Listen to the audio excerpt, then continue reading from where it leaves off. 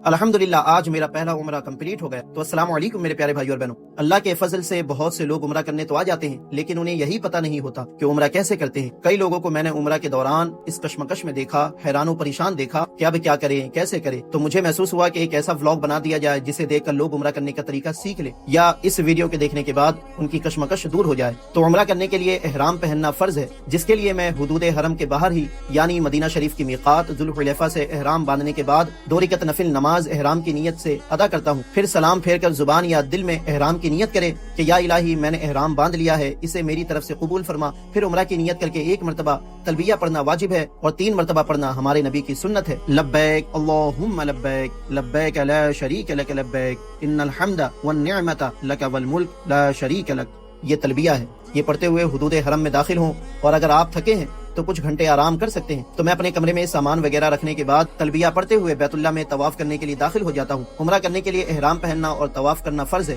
और जैसे काबा पर मेरी पहली नजर पड़ती है तो मैं पढ़ता हूँ अल्लाहु अकबर अल्लाहु अकबर ला इलाहा इल्लल्लाह वल्लाहु अकबर। फिर तवाफ करने से पहले इत्तिबा करें, यानी मर्द अपना सीधा कंधा चादर से इस तरह बाहर निकाल ले और तवाफ की नियत कर ले। जहाँ आपको ये ग्रीन लाइट देखने को मिलेगा तो इसकी तरफ पीट करके हजरे अस्वद की तरफ मुंह करके अपने दोनों हाथों को उठाएं जिस तरह नमाज में उठाते हैं, और पढ़े बिस्मिल्लाह अल्लाहु अकबर। इस तरह इस्तिलाम हो जाएगा, यानी हाथ के इशारे से हजरे अस्वद को चूमना पाया जाएगा। एहराम की हालत में हजरे अस्वद और मुल्तजम को ना छुए, क्योंकि इसमें खुशबू लगा होता है, और एहराम की हालत में जिस्म पर खुशबू लगने से दम लाजिम आ जाएगा। ये आप उम्रा करने के बाद आकर कर सकते हैं। इस्तिलाम के बाद 7 चक्कर लगाए। हर चक्कर के लिए कोई खास दुआएं नहीं है, कुछ दुआएं याद कर ले और अल्लाह की तस्बीह बयान करते रहे। और 7 चक्कर कंप्लीट करने के बाद मैं मकाम इब्राहिम के पास आकर 2 रकअत नमाज पढ़ता हूँ। तो तवाफ के बाद 2 रकअत नमाज पढ़ना वाजिब है। मकाम इब्राहिम के पास जगह ना मिले तो हरम में कहीं भी पढ़ सकते हैं। फिर मैं मुल्तजम के सामने आकर दुआएं करता हूँ, जिसके बाद खूब पेट भर के ज़मज़म पिए और सफा और मरवा की सई करने चले जाएं। सफा से मरवा जाना 1 चक्कर कहलाता है, मरवा से सफा आना 2 चक्कर। और जहां आपको ये ग्रीन लाइट दिखे यहाँ पर आपको दौड़ना है। इस तरह 7 चक्कर कंप्लीट करने के बाद मर्द अपने सारे बाल मुंडवा भी सकता है जैसा कि मैंने किया, या सिर्फ कुछ बाल कटवा सकता है, और औरत बस कसर करा सकती है, यानी 1 इंच बाल कटवा ले। तो अल्हम्दुलिल्लाह मेरा इस तरह पहला उम्रा कंप्लीट हो गया। अल्लाह आप सबको भी उम्रा करने के लायक बना दे।